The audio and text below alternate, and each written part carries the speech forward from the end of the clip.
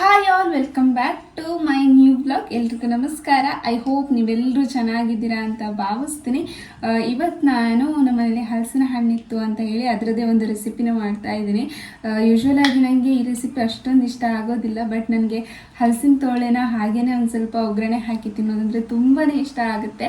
ಹಾಗೆ ಅದು ನನ್ನ ಫೇವ್ರೆಟ್ ರೆಸಿಪಿ ಕೂಡ. ಬಟ್ ಈ ಹಲಸಿನ ಹಣ್ಣಿನ ಹಿಟ್ಟು ಯಾಕೆ ಮಾಡ್ತಾ ಇದ್ದೀನಿ ಅಂತ ಹೇಳಿದ್ರೆ, ನನ್ನ ಮಗನಿಗೋಸ್ಕರ ಮೊನ್ನೆಯಿಂದ ಹೇಳ್ತಾ ಇದ್ದಾನೆ ಹಿಟ್ಟು ಮಾಡಿಕೊಡಮ್ಮ ಅಂತ ಹೇಳಿ.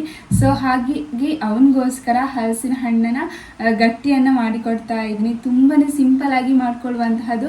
ಹಾಗೆ ಈ ಹಲಸಿನ ಹಣ್ಣು ಇದ್ದಾಗಲೇ ಮಾಡ್ಕೊಳ್ಬೇಕಲ್ವಾ, ಎಲ್ಲ ಸೀಸನ್ ಮುಗ್ದಾದ್ಮೇಲೆ ಹಲಸಿನ ಹಣ್ಣು ಕೂಡ ಸಿಗೋದಿಲ್ಲ. ಹಾಗಾಗಿ ಈ ಸಲ ನಮಗೆ ಒಂದು ಸ್ವಲ್ಪ ಅತ್ತೆ ಅವರು ತಂದು ಕೊಟ್ಟಿದ್ದಾರೆ ಒಂದು ಹಲಸಿನ ಹಣ್ಣು, ಅವರಿಗೆ ಪರಿಚಯದವರು ಕೊಟ್ಟಿರುವಂಥದ್ದು. ಹಾಗಾಗಿ ದೊಡ್ಡದೊಂದು ಹಲಸಿನ ಹಣ್ಣು ಕೂಡ ಇದೆ ಅಲ್ವಾ, ಹಾಗಾಗಿ ಅದರಲ್ಲೇ ಇವತ್ತು ಹಲಸಿನ ಹಣ್ಣಿನ ಗಟ್ಟಿಯನ್ನು ಮಾಡ್ಕೊಳ್ತಾ ಇದ್ದೀನಿ. ಇವಾಗ ಇಬ್ಬರು ಅಷ್ಟೇ ಮಲ್ಕೊಂಡಿದ್ದಾರೆ, ಹಾಗಾಗಿ ಒಂದು ಸ್ವಲ್ಪ ಡಿಸ್ಟರ್ಬೆನ್ಸ್ ಇಲ್ಲ ಅಂತ ಹೇಳಿ ಇವಾಗಲೇ ಮಾಡ್ತಾ ಇದ್ದೀನಿ. ಇವಾಗ ಮಾಡಿಟ್ರೆ ನಾಳೆ ಮಾರ್ನಿಂಗಿಗೆ ಕೂಡ ಆಗುತ್ತೆ, ಹಾಗೆ ರಾತ್ರಿ ಕೂಡ ತಿಂತಾರೆ ಮಕ್ಕಳು ಅಂತ ಹೇಳಿ ಇವಾಗ ಒಂದು 3:30 ಆಗ್ತಾ ಬಂತು ಸಂಜೆ. ಇವಾಗಲೇ ಮಾಡಿರ್ತಾ ಇದ್ವಿ. ಬನ್ನಿ, ಇವತ್ತಿನ ವಿಡಿಯೋ ನಿಮ್ಮೆಲ್ರಿಗೂ ಇಷ್ಟ ಆಗ್ಬೋದು ಅಂತ ಅಂದ್ಕೊಳ್ತೀನಿ. ಹಾಗೆ ಇಲ್ಲಿ ಅಪ್ಪ ಮತ್ತು ಅಮ್ಮ ಸೇರಿಕೊಂಡು ಇಲ್ಲಿ ಹಲಸಿನ ತೋಳೆನ ಬಿಡಿಸ್ತಾ ಇದ್ದಾರೆ. ಹಾಗೆ ಅವ್ರ ಜೊತೆ ನಾನು ಕೂಡ ಸೇರಿ ಎಲ್ಲ ಹಲಸಿನ ತೋಳೆನ ಬಿಡಿಸಿಟ್ಟಿದ್ದಾಯಿತು. ಇವಾಗ ನಾನಿಲ್ಲಿ ರುಬ್ಬೋದಿಕ್ಕೆ ರೆಡಿ ಮಾಡ್ತಾ ಇದ್ದೀನಿ. ನಾನು ಮಾರ್ನಿಂಗೇನೆ 1 ಗ್ಲಾಸ್ ಆಗುವಷ್ಟು ಕುಚ್ಚಲಕ್ಕಿ ಅಂದರೆ ಬಾಯ್ಲ್ಡ್ ರೈಸನ್ನು ನೆನೆಸಿಟ್ಟಿದ್ದೆ. ಈ ಥರ ಬಾಯ್ಲ್ಡ್ ರೈಸ್ ಹಾಕೊಂಡು ಮಾಡಿದ್ರೆ ಒಂದು ಸ್ವಲ್ಪ ಸಾಫ್ಟಾಗಿ ಬರುತ್ತೆ ಅಂತ ಹೇಳಿ 1 ಗ್ಲಾಸ್ ಆಗುವಷ್ಟು ಬಾಯ್ಲ್ಡ್ ರೈಸ್, ಹಾಗೆ ಒಂದು 2 ಗ್ಲಾಸ್ ಆಗುವಷ್ಟು ವೈಟ್ ರೈಸ್ ಅಂದರೆ ನಾವು ನಾರ್ಮಲಾಗಿ ರೇಷನ್ ಅಂಗಡಿಯಲ್ಲಿ ಸಿಗುತ್ತೆ ಅಲ್ವಾ, ಅದೇ ರೈಸನ್ನು ಹಾಕ್ಕೊಳ್ತಾ ಇದ್ದೀನಿ. ಅಂದರೆ ಬೆಳ್ತಿಗೆ ಅಕ್ಕಿ ಅದನ್ನು ಹಾಕ್ಕೊಳ್ತಾ ಇದ್ದೀನಿ. ಅದನ್ನು ನೆನೆಸಿಟ್ಟಿದ್ದು ಇವಾಗ ಅದನ್ನು ಮಿಕ್ಸರ್ ಜಾರ್ಗೆ ಹಾಕ್ಕೊಂಡು ಬಿಡಿಸಿಟ್ಟಿರುವಂತಹ ತೋಳೆನ ಹಾಕ್ಕೊಳ್ತಾ ಇದ್ದೀನಿ. ಹಾಗೆ ಇದಕ್ಕೆ 1 ಸ್ಪೂನ್ ಆಗುವಷ್ಟು ಉಪ್ಪು, ಹಾಗೆ 1 ಸ್ಪೂನ್ ಆಗುವಷ್ಟು ಕಾಳು ಮೆಣಸನ್ನು ಹಾಕ್ಕೊಳ್ತಾ ಇದ್ದೀನಿ. ಇನ್ನು ಇದಕ್ಕೆ ನಿಮಗೆ ಸ್ವೀಟ್ ಬೇಕು ಅಂತ ಹೇಳಿದ್ರೆ ಬೆಲ್ಲ ಕೂಡ ಹಾಕ್ಕೊಳ್ಬೋದು. ನಾನು ಹಲಸಿನ ತೋಳೆ ಸ್ವಲ್ಪ ಜಾಸ್ತಿ ಇತ್ತು ಅಂತ ಹೇಳಿ ಬೆಲ್ಲ ಏನು ಹಾಕ್ಕೊಂಡಿಲ್ಲ. ಒಂದು ವೇಳೆ ನಿಮಗೆ ಹಿಟ್ಟು ಸ್ವೀಟ್ ಬೇಕು ಅಂತ ಹೇಳಿದ್ರೆ ಬೆಲ್ಲ ಕೂಡ ಸೇರಿಸ್ಕೊಂಡು ರುಬ್ಕೊಳ್ಬೋದು. ಹಾಗೆ ನಾನು ಫಸ್ಟ್ ಅಕ್ಕಿನ ಹಾಕ್ಕೊಂಡು ಅನಂತರ ತೋಳೆನ ಹಾಕ್ಕೊಂಡಿದ್ದಾಗ ರುಬ್ಬೋದಿಕ್ಕೆ ಒಂದು ಸ್ವಲ್ಪ ಕಷ್ಟ ಆಯಿತು, ಗಟ್ಟಿ ಆಯಿತು. ಹಾಗಾಗಿ ಇವಾಗ ಫಸ್ಟ್ ನಾನು ತೋಳೆನ ಹಾಕ್ಕೊಂಡು ಅನಂತರ ಅಕ್ಕಿನ ಸೇರಿಸ್ಕೊಳ್ತಾ ಇದ್ದೀನಿ. ಈ ಥರ ಹಾಕ್ಕೊಂಡ್ರೆ ರುಬ್ಬೋದಿಕ್ಕೆ ಸ್ವಲ್ಪ ಈಸಿ ಆಗುತ್ತೆ, ತುಂಬ ಬೇಗನೆ ನೈಸ್ ಆಗುತ್ತೆ ಅಂತಲೇ ಹೇಳ್ಬೋದು. ಹಾಗೆ ನಾನು ನೀರಲ್ಲಿ ಜಾಸ್ತಿ ಸೇರಿಸ್ಕೊಂಡಿಲ್ಲ, ಒಂದು 2-3 ಸ್ಪೂನ್ ಆಗೋಷ್ಟು ನೀರನ್ನು ಮಾತ್ರ ಸೇರಿಸ್ಕೊಂಡೆ. ಹಾಗೆ ಅಗತ್ಯ ಇದ್ದರೆ ಮಾತ್ರ ನೀರನ್ನು ಸೇರಿಸ್ಕೊಳ್ಳಿ, ಯಾಕಂದರೆ ಗಟ್ಟಿಯಾಗಿಯೇ ರುಬ್ಕೊಂಡ್ರೆ ಹಿಟ್ಟನ್ನು ಹಾಕುವಾಗ ತುಂಬಾ ಚೆನ್ನಾಗಾಗುತ್ತೆ. ಇಲ್ಲಾಂದರೆ ಹಿಟ್ಟು ನೀರಾದರೆ ಹಿಟ್ಟನ್ನು ಮಡ್ಚೋದಕ್ಕೆ ಸ್ವಲ್ಪ ಕಷ್ಟ ಆಗುತ್ತೆ ಅಂತಲೇ ಹೇಳ್ಬೋದು. ಇವಾಗ ನಾನು ರುಬ್ಕೊಂಡಿರುವಂತಹ 2 ಹಿಟ್ಟನ್ನು ಚೆನ್ನಾಗಿ ಮಿಕ್ಸ್ ಮಾಡ್ಕೊಳ್ತಾ ಇದ್ದೀನಿ. ಈ ಥರ ಚೆನ್ನಾಗಿ ಮಿಕ್ಸ್ ಮಾಡಿಕೊಂಡು ಒಂದು ಎಲೆಯಲ್ಲಿ ಬಳ್ದು ಅದನ್ನು ಮಡಚಿಟ್ರೆ ಆಯಿತು. ಹಾಗೆ ನಾನು ಯೂಶ್ವಲ್ ಆಗಿ ಎಲ್ಲ ಟೈಮಲ್ಲೂ ಬಾಳೆ ಎಲೆನೇ ಜಾಸ್ತಿ ಯೂಸ್ ಮಾಡ್ತೀನಿ. ಬಟ್ ಈ ಟೈಮಲ್ಲಿ ಅಂದರೆ ಈ ವರ್ಷ ನಮ್ಮ ಮನೇಲಿ ಬಾಳೆ ಗಿಡನೇ ಎಲ್ಲ ಕಡ್ದಾಕ್ಬಿಟ್ಟಿದ್ದಾರೆ. ಯಾಕಂದರೆ ಫುಲ್ ಒಂದು ಗೊನೆ ಆದರೂ ಸಾಕು ಎಲ್ಲ ಮಂಗ ಬಂದುಬಿಡುತ್ತೆ, ಮಂಗ ತಿಂದು. ಹಾಗೆ ಇದು ಮನೆ ಮಾಡಿದೆ ಅಲ್ವಾ, ಅದರ ಮೇಲೆಲ್ಲ ಮಂಗಗಳು ಹಾರಾಡಿ ಮಾಡಿನ ಹಂಚು ಶೀಟು ಎಲ್ಲವನ್ನು ಕೆಳಗೆ ಹಾಕ್ಬಿಡ್ತವೆ. ಸೊ ಹಂಗಾಗಿ ಬಾಳೆ ಗಿಡನೇ ಬೇಡ ಅಂತ ಹೇಳಿ ಎಲ್ಲ ಕಡ್ದಾಕ್ಬಿಟ್ಟಿದ್ದಾರೆ. ಹಾಗೆ ಒಂದು ಗೊನೆ ಆದರೂ ಕೂಡ ಅಷ್ಟೇ, ನಮಗಂತೂ ತಿನ್ನೋದಕ್ಕೆ ಸಿಗೋದಿಲ್ಲ, ಮಂಗಗಳೆಲ್ಲವೂ ಕೂಡ ತಿಂದುಬಿಡ್ತವೆ.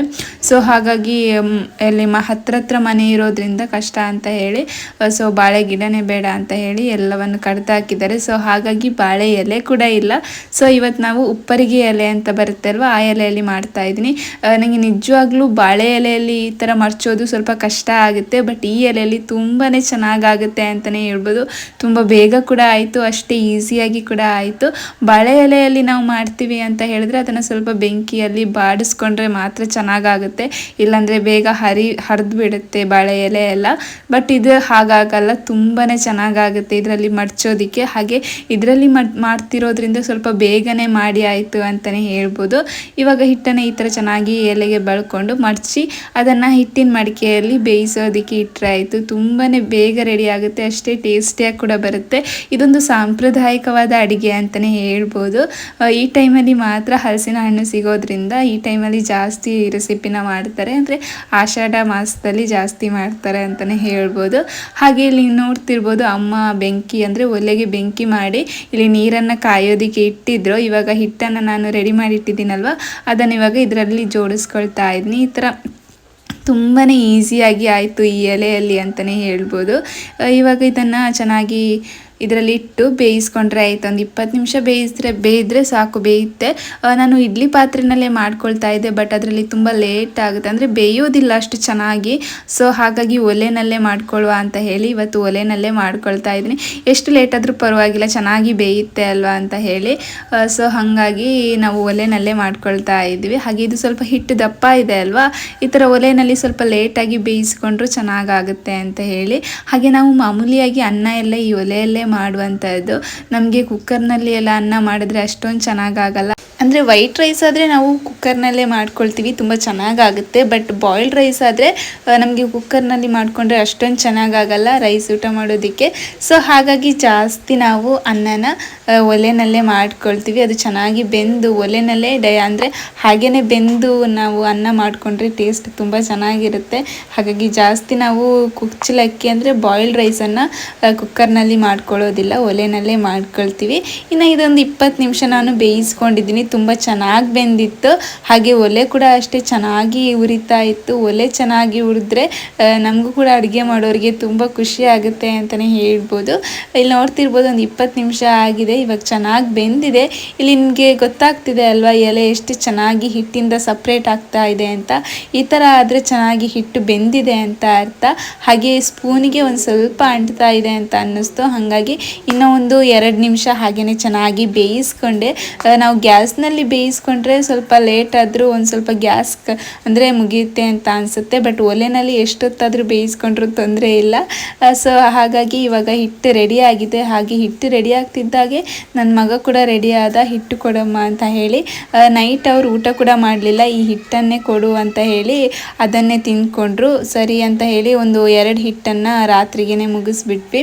ಇನ್ನು ಮಾರ್ನಿಂಗ್ ಕೂಡ ಇದೆ ಬ್ರೇಕ್ಫಾಸ್ಟ್ ಅಂತ ಹಾಗೆ ಇಟ್ಟಿದ್ವಿ. ಇನ್ನು ನೋಡ್ತಿರ್ಬೋದು ಎಷ್ಟೊಂದು ಚೆನ್ನಾಗಿ ರೆಡಿ ಆಗಿದೆ ಅಂತ. ಅಷ್ಟೇ ಸಾಫ್ಟಾಗಿ ಕೂಡ ಬಂದಿದೆ, ತುಂಬಾ ಸಾಫ್ಟಾಗಿ ಬಂದಿತ್ತು. ಇದು ಇನ್ನು ಮಾರ್ನಿಂಗ್ ನಾನಿಲ್ಲಿ ತೆಗಿತಾ ಇದ್ದೀನಿ. ನೋಡ್ತಿರ್ಬೋದು ಎಷ್ಟು ಚೆನ್ನಾಗಿ ಎಲೆ ಬಿಡಿಸ್ಕೊಳ್ತಾ ಇದೆ ಅಂತ. ಈ ಥರ ಎಲೆ ಬಿಟ್ಕೊಂಡ್ರೆ ಚೆನ್ನಾಗಿ ಬೆಂದಿದೆ ಅಂತ ಅರ್ಥ. ಅಷ್ಟೇ ಸಾಫ್ಟಾಗಿ ಕೂಡ ಬಂದಿದೆ. ಹಾಗೆ ನಾನು ಸ್ವೀಟ್ ಅಂದರೆ ತುಂಬ ಸ್ವೀಟ್ ಆಗಲಿಲ್ಲ, ನಮ್ಮ ಹಲಸಿನ ತೋಳೆ ಜಾಸ್ತಿ ಇದ್ದಿದ್ದರಿಂದ ಸ್ವಲ್ಪ ಸ್ವೀಟ್ ಆಗಿದೆ ಅಷ್ಟೇ. ನಿಮಗೇನಾದರೂ ಸ್ವೀಟ್ ಬೇಕು ಅಂತ ಹೇಳಿದ್ರೆ ಬೆಲ್ಲ ಕೂಡ ಹಾಕ್ಕೊಳ್ಳಿ, ತುಂಬ ಸ್ವೀಟ್ ಆಗುತ್ತೆ. ಹಾಗೆ ಇದ್ರ ಜೊತೆಗೆ ಯಾವ ಸಾರು ಕೂಡ ಹಾಕ್ಕೊಂಡು ತಿನ್ಬೋದು. ಸ್ವೀಟ್ ಆದರೆ ಮೀನು ಸಾರು ಹಾಗೆ ಅದನ್ನೆಲ್ಲ ಹಾಕ್ಕೊಂಡು ತಿನ್ನೋದಕ್ಕೆ ಆಗಲ್ಲ ಇದು. ಬಟ್ ಅಷ್ಟೊಂದು ಸ್ವೀಟ್ ಆಗಿಲ್ಲ ಅಲ್ವಾ, ಸ್ವಲ್ಪ ಚಪ್ಪೆನೇ ಇದೆ, ಅಂದರೆ ಜಾಸ್ತಿ ಚಪ್ಪೆ ಇಲ್ಲ, ಒಂದು ಸ್ವಲ್ಪ ಸ್ವೀಟ್ ಆಗಿದೆ ಅಷ್ಟೇ. ಸ್ವೀಟ್ ಆದರೆ ಇದು ಸ್ವಲ್ಪ ಚೆನ್ನಾಗಿರುತ್ತೆ ಹಾಗೆ ತಿನ್ನೋದಕ್ಕೆ. ಬಟ್ ಸ್ವೀಟ್ ಆಗಿಲ್ಲ ಅಂತ ಹೇಳಿದ್ರೆ ಸಾರು ಜೊತೆ ಏನಾದರೂ ಸಾಂಬಾರು ಏನಾದರೂ ಮಾಡಿಕೊಂಡ್ರೆ ಅದ್ರ ಜೊತೆ ಕೂಡ ತಿನ್ಬೋದು, ತುಂಬಾ ಚೆನ್ನಾಗಿರುತ್ತೆ. ಇಲ್ಲಿ ನೋಡ್ತಿರ್ಬೋದು ಎಷ್ಟೊಂದು ಚೆನ್ನಾಗಿ ಕಟ್ ಆಗ್ತಾ ಇದೆ ಅಂತ, ತುಂಬಾ ಚೆನ್ನಾಗಿ ಸಾಫ್ಟ್ ಆಗಿದೆ, ಅಷ್ಟೇ ಟೇಸ್ಟಿಯಾಗಿ ಕೂಡ ಬಂದಿದೆ. ಹಾಗೆ ಇವತ್ತಿನ ರೆಸಿಪಿ ಇದಾಗಿತ್ತು. Thank you for watching. ಮತ್ತೊಂದು ಹೊಸ ವಿಡಿಯೋದೊಂದಿಗೆ ಮತ್ತೆ ಸಿಗ್ತೀನಿ. ಅಲ್ಲಿವರೆಗೂ ಟೇಕ್ ಕೇರ್, ಬೈ ಬಾಯ್.